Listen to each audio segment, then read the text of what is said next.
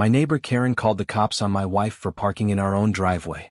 She yelled that my wife was fake FBI with a fake government car. She demanded the police arrest her. Karen had no idea my wife really is an FBI commander who arrests criminals for a living. Before watching full story, comment below from where you watching. Also like and subscribe for more stories. My name is Marcus Thompson, and I've been married to the most amazing woman in the world for 15 years. My wife Lisa is strong, smart, and beautiful. She's also an FBI commander who has taken down drug cartels, human traffickers, and some of the most dangerous criminals in America. But our neighbor Karen Williams had no idea who she was messing with when she decided to make our lives hell. It started 3 months ago when we moved into Sunset Hills, a quiet neighborhood with perfectly manicured lawns and an HOA that seemed to have too much time on their hands. Lisa had just been promoted to regional commander of the FBI's Criminal Investigation Division. After years of working undercover and living in safe houses, we finally had enough stability to buy our dream home. The house was perfect. A beautiful 2-story colonial with a circular driveway that could fit 4 cars comfortably. Lisa loved the driveway because it meant she could park her government-issued black SUV without blocking traffic. After years of apartment living, having space for her vehicle was a luxury she treasured. But Karen Williams, our next-door neighbor, had other plans. Karen was exactly what you'd picture when someone says, HOA Karen. Mid-50s, blonde hair always perfectly styled, designer clothes, and a permanent scowl that suggested the world owed her something. She lived alone in a house twice the size of ours and seemed to spend her entire day watching the neighborhood through her front window. The first incident happened on a Tuesday morning. Lisa was getting ready for work, dressed in her usual professional attire, a dark suit, her FBI badge clipped to her belt, and her service weapon concealed under her jacket. She was loading her briefcase into her SUV when Karen marched over, her heels clicking angrily on the pavement. "Excuse me," Karen snapped, "but you can't park that monstrosity in your driveway." Lisa looked confused. "I'm sorry, what?" "That truck. It's an eyesore. The HOA has strict rules about vehicle types. Only passenger cars are allowed in driveways. Commercial vehicles must be parked in garages or off the property." Lisa stayed calm, which I admired. In her line of work, she dealt with much worse than an angry neighbor.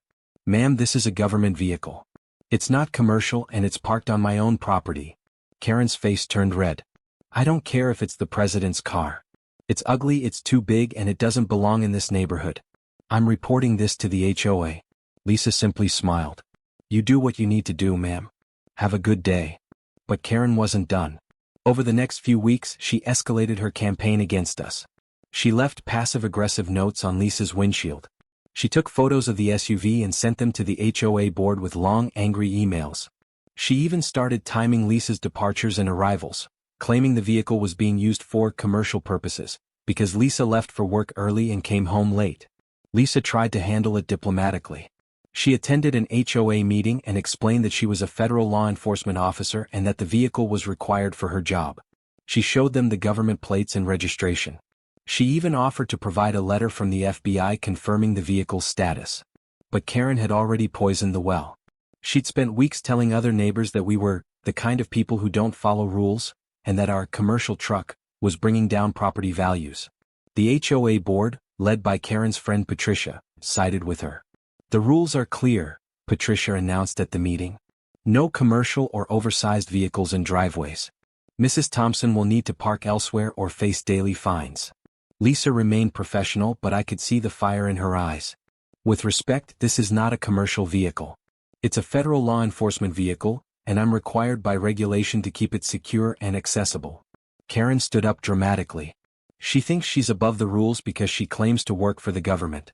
For all we know, she bought that truck at an auction and put fake government plates on it." The room went silent. Lisa's jaw tightened, but she still kept her composure. "Ma'am, I can provide you with my credentials if you'd like to verify my employment." "Anyone can fake a badge," Karen sneered.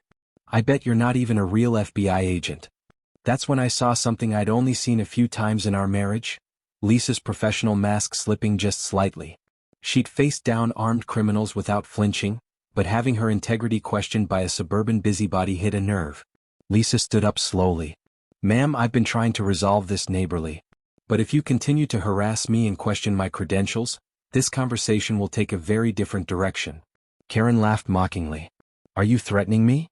Everyone here is a witness. The fake FBI agent is threatening me." Lisa didn't respond. She simply gathered her things and left the meeting. But I knew that look in her eyes. Karen had just made the biggest mistake of her life. The next morning, everything changed. Lisa left for work as usual, parking her SUV in our driveway like always. 20 minutes later, Karen called the police. "Yes, I need to report a suspicious vehicle," she told the dispatcher, loud enough for half the neighborhood to hear from her front porch. "There's a woman in my neighborhood who claims to be FBI, but I think she's impersonating a federal agent. She has a fake government truck and she's been threatening residents." Officer Johnson and Officer Martinez arrived 30 minutes later. They were both young, probably in their late 20s, and they looked like they'd rather be anywhere else than dealing with an HOA dispute. Karen met them in the street, waving her arms dramatically. "Officers, thank goodness you're here. That woman has been terrorizing our neighborhood, claiming to be FBI, driving around in that fake government truck." Officer Johnson looked at Lisa's SUV. "Ma'am, those look like legitimate government plates." "Anyone can get fake plates made," Karen insisted. "She's probably a criminal. You need to arrest her for impersonating a federal agent." Officer Martinez sighed. "Ma'am, we'll need to speak with the vehicle owner. Is she home?" "She left for work, but she'll be back. I have her schedule memorized because I've been documenting her suspicious behavior." The officers looked at each other uncomfortably. "Ma'am, keeping track of your neighbor's schedule could be considered stalking." Karen's face turned purple. "I'm not stalking anyone. I'm protecting my neighborhood. This woman is a fraud and I want her arrested." What Karen didn't know was that Lisa had anticipated this. As an FBI commander, she'd dealt with false accusations before. She'd already contacted the local police department, introduced herself to the chief, and provided all her credentials. The department had been expecting Karen's call. That evening when Lisa came home, half the neighborhood was outside watching.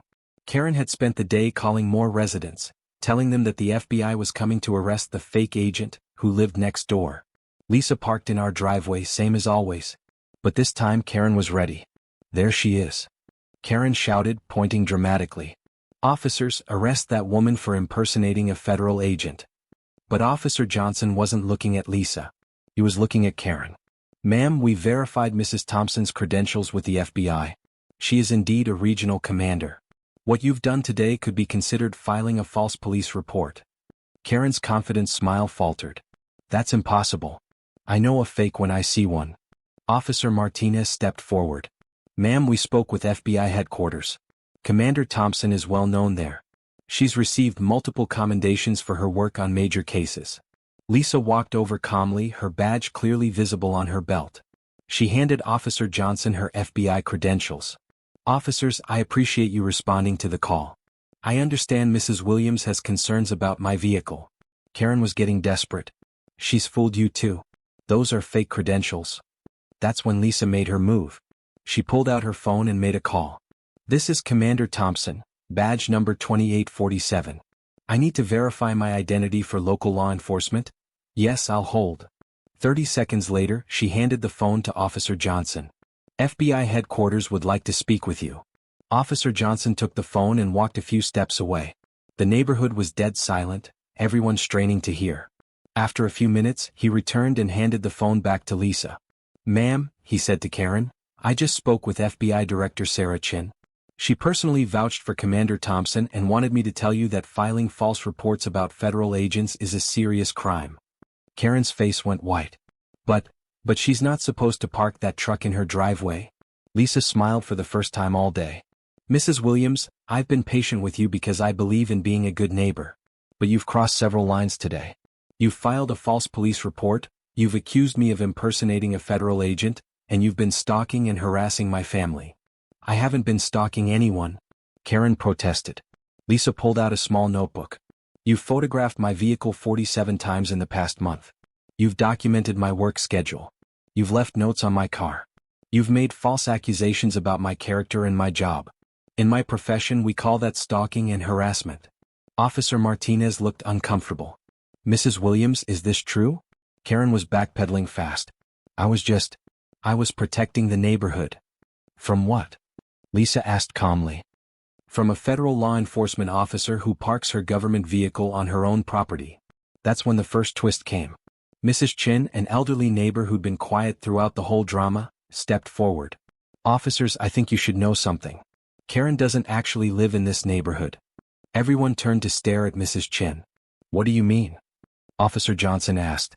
Karen Williams doesn't own the house next door. She's been renting it for the past 6 months, but she was evicted 2 weeks ago for non-payment. She's been sneaking back into the house through the back door and pretending she still lives here. The crowd gasped. Karen's face went from white to green. That's not true. Mrs. Chin continued, I saw the sheriff's deputies post the eviction notice.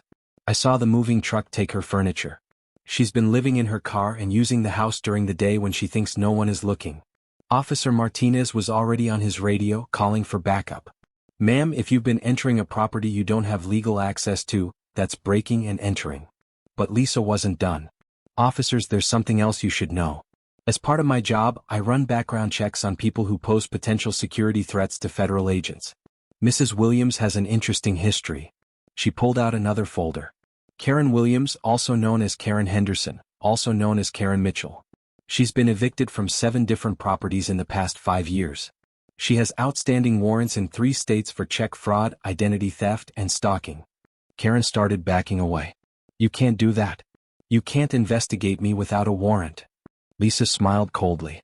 Mrs. Williams, when someone repeatedly harasses and threatens a federal agent, it becomes a matter of national security. I absolutely can investigate you. The second twist hit like a thunderbolt. In fact, Lisa continued, your fingerprints came back with some very interesting results. You're wanted in connection with a credit card fraud ring we've been investigating for 2 years. You've been using false identities to rent properties, then running credit card scams on your neighbors before disappearing. Karen's legs gave out. She sat down hard on the sidewalk. This isn't happening. Oh, it gets better, Lisa said, clearly enjoying herself now. The FBI has been looking for you for 18 months. You've stolen over $200,000 from innocent families across 4 states. Did you really think harassing an FBI commander was going to end well for you? Officer Johnson was staring at Lisa with new respect. Commander, are you saying this woman is a wanted federal fugitive? That's exactly what I'm saying. Karen Williams is actually Karen Elizabeth Henderson, age 52, wanted on federal charges of wire fraud, identity theft, and racketeering. There's a $50,000 reward for information leading to her arrest. The neighborhood erupted. People were pulling out their phones, taking pictures, calling friends. Karen sat on the sidewalk, tears streaming down her face, realizing that her campaign against Lisa had led to her own downfall. But Lisa had one more surprise. Mrs. Henderson, she said formally, you have the right to remain silent. You have the right to an attorney. If you cannot afford an attorney, one will be provided for you. Karen looked up in shock. You're arresting me yourself? Ma'am, as a regional commander of the FBI, I have full federal arrest authority. You're under arrest for wire fraud, identity theft, racketeering, and filing false police reports. You just made my job very easy. As the handcuffs clicked around Karen's wrists, she finally understood who she'd been messing with. I didn't know, she whispered. I really didn't know you were real FBI. Lisa helped her to her feet gently. Despite everything, she was still professional. Ma'am, even if I wasn't FBI, what you did was wrong. You can't harass people just because you don't like where they park their car. The crowd watched in stunned silence as Lisa led Karen to her government SUV, the same vehicle Karen had spent months trying to get removed from the neighborhood. As Lisa put Karen in the back seat, she turned to address the crowd. Ladies and gentlemen, I want to apologize for the disruption to your neighborhood. I know this has been stressful for everyone. But I hope this serves as a reminder that we should treat our neighbors with respect, even when we disagree with them. Mrs. Chin started clapping. Soon the entire crowd was applauding. Someone shouted, "Welcome to the neighborhood, Commander." 3 hours later, Lisa was back home, sitting on our porch with a cup of coffee. The government SUV was still parked in our driveway, exactly where it belonged. How long did you know? I asked her. Lisa smiled. About Karen being a fugitive? I figured it out 2 weeks ago. Her behavior was too erratic for a normal HOA complaint. She was trying too hard to get me to leave the neighborhood, which made me suspicious. Why didn't you arrest her sooner? Because I wanted to be sure.